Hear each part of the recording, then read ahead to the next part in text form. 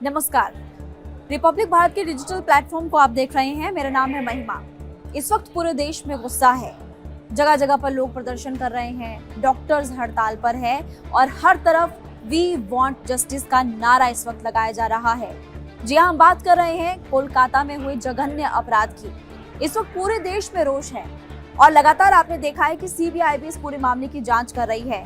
लेकिन आज रिपब्लिक भारत के डिजिटल प्लेटफॉर्म के जरिए हम आपको बताएंगे कि आखिरकार इन पिछले दिनों में क्या अपडेट निकलकर सामने आया है। पूरे 12 दिनों का अपडेट आपको बताएंगे कि 10 अपडेट्स आखिर क्या है। इसलिए आप इस वीडियो को एंड तक जरूर देखिएगा और आपको बताएंगे कि कैसे इस केस के बारे में जानकारी मिली और कैसे सीबीआई अभी इस पूरे मामले की जांच कर रही है और क्या क्या बातें निकलकर सामने आई है। देखिए, 9 और 10 अगस्त कोलकाता के आरजीकर मेडिकल कॉलेज और हॉस्पिटल में 31 साल की पीजी ट्रेनी डॉक्टर की बलात्कार के बाद हत्या कर दी गई।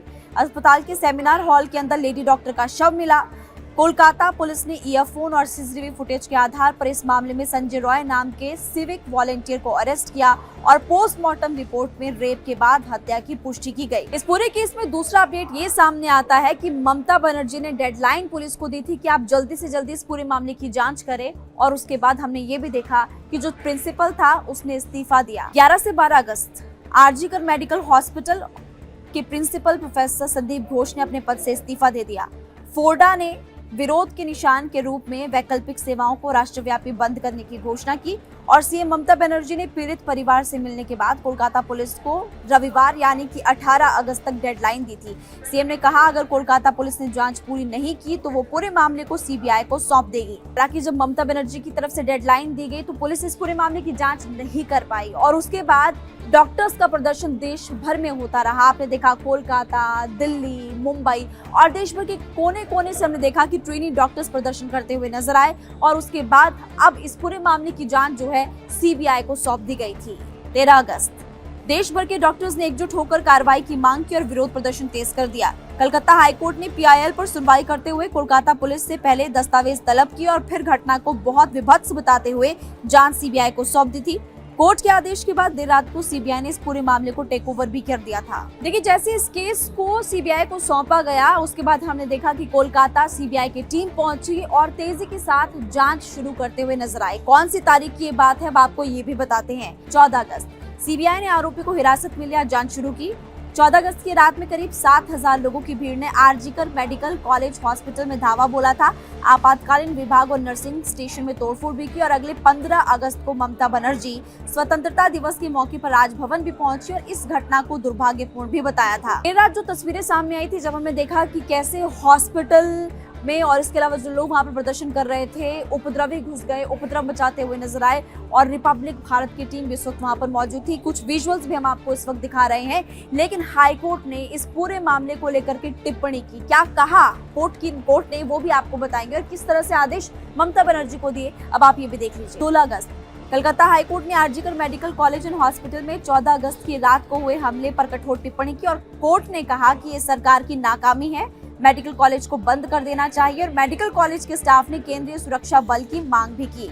देखिए, इस पूरे मामले को लेकर हमने देखा कि कैसे राजनीति भी हुई। कोलकाता की सीएम ममता बनर्जी एक तरफ जहां प्रदर्शन करते हुए खुद ही नजर आ रही थी और वहीं पर उन्होंने राम नाम का जिक्र भी किया। ये राम नाम का जिक्र जैसे ही हुआ वैसे ही वार पलटवार का सिलसिला उस केस में तेज होते हुए नजर आया था।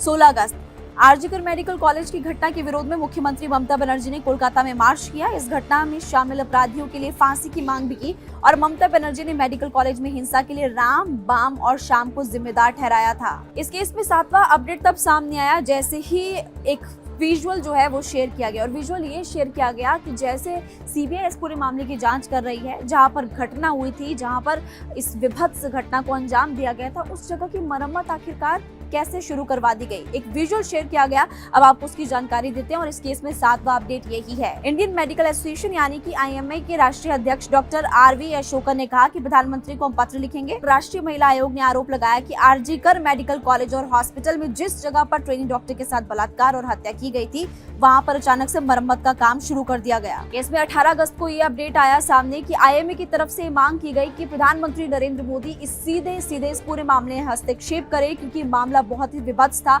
और लोग ये मांग करते हुए नजर आए कि पीएम को इस पूरे मामले में अब संज्ञान लेना चाहिए। सुरक्षा में चूक और संभावित रूप से सबूतों के साथ छेड़छाड़ की संभावना और एनसीडब्ल्यू ने भी सुरक्षा में चूक की रिपोर्ट की है। स्वास्थ्य एवं परिवार कल्याण मंत्रालय ने भी प्रदर्शनकारी डॉक्टर से अपने काम पर लौटने का उस दौरान अनुरोध किया था। इस केस का नवा अपडेट ये है कि राज्यपाल ने इस पूरे मामले को लेकर कई सवाल खड़े किए। उन्होंने पीड़ित परिवार वालों से भी मुलाकात की और उसके बाद वो दिल्ली भी पहुंचे। क्या हुआ अब आपको ये बताते हैं। 19 अगस्त लेडी डॉक्टर की ऑटोप्सी रिपोर्ट में लेडी डॉक्टर से दरिंदगी की पुष्टि की गई। सामने आया कि डॉक्टर के ऊपर नींद में हमला बोला गया था। रिपोर्ट में कुल 17 चोटों का भी जिक्र किया गया और कोलकाता की घटना के बाद खड़े किए गए हालात पर राज्यपाल सीवी आनंद बोस ने गंभीर टिप्पणी की। राज्यपाल फिर देर शाम दिल्ली के लिए रवाना हुए और सीबीआई ने पीड़ित के घर का दौरा भी किया और एक दूसरी टीम मेडिकल कॉलेज में पहुंची थी और घटनास्थल के साथ मेडिकल कॉलेज का निरीक्षण भी किया। सीबीआई ने आरोपी का पॉलीग्राफी टेस्ट कराने के लिए विशेष कोर्ट से अनुमति भी हासिल की। देखिए, इस पूरे मामले को लेकर आप ये भी जानते हैं, 10वां अपडेट यही है कि सुप्रीम कोर्ट ने स्वतः संज्ञान लिया और इस पूरे मामले को लेकर सुनवाई भी हुई। सुप्रीम कोर्ट ने कड़ी टिप्पणी की, ममता सरकार पर कई सवाल खड़े किए और साथ ही सबूतों के साथ छेड़छाड़ करने की बात भी सुप्रीम कोर्ट ने खुद कही। 20 अगस्त को सुप्रीम कोर्ट में सुनवाई करते हुए ममता बनर्जी सरकार को निशाने पर लिया गया। सीजेआई डीवाई चंद्रचूड़ ने कहा, हम डॉक्टर से अपील करते हैं कि वो काम पर लौटे। हम उनकी सुरक्षा सुनिश्चित करने के लिए यहाँ पर हैं। हम इसे हाई कोर्ट के लिए नहीं छोड़ेंगे। ये बड़ा राष्ट्रीय हित का मामला है। आप हम पर भरोसा कीजिए। जो डॉक्टर हड़ताल पर है वो इस बात को समझे कि पूरे देश का हेल्थ केयर सिस्टम उनके पास है। सुप्रीम कोर्ट ने सुनवाई में पूछा कि प्रिंसिपल संदीप घोष क्या कर रहे थे, समय पर एफआईआर दर्ज क्यों नहीं की गई, शव माता पिता को देर से क्यों सौंपा गया, पुलिस क्या कर रही है, एक गंभीर अपराध हुआ है, फिर अपद्रव्यों को अस्पताल में घुसने कैसे दिया। और सुप्रीम कोर्ट ने मेडिकल कॉलेज की सुरक्षा सीआईएसएफ को इस दौरान सौंप दी। एक तो सीबीआई इस पूरे मामले की जांच इस वक्त कर रही है। आरोपी की पॉलीग्राफी टेस्ट की जानकारी भी मिली। ये भी अपडेट मिल रहा है कि पूर्व प्रिंसिपल का भी पॉलीग्राफी टेस्ट कराया जाएगा, लेकिन कोर्ट से अनुमति लेनी होगी, उसके बाद ही वो टेस्ट कराया जा सकता है। और क्या कुछ इस केस में निकलकर सामने आएगा ये भी आपको बताएंगे। लेकिन आप इस विभत्स घटना को लेकर के क्या कहना चाहेंगे, कॉमेंट बॉक्स के जरिए हमें जरूर बताइएगा।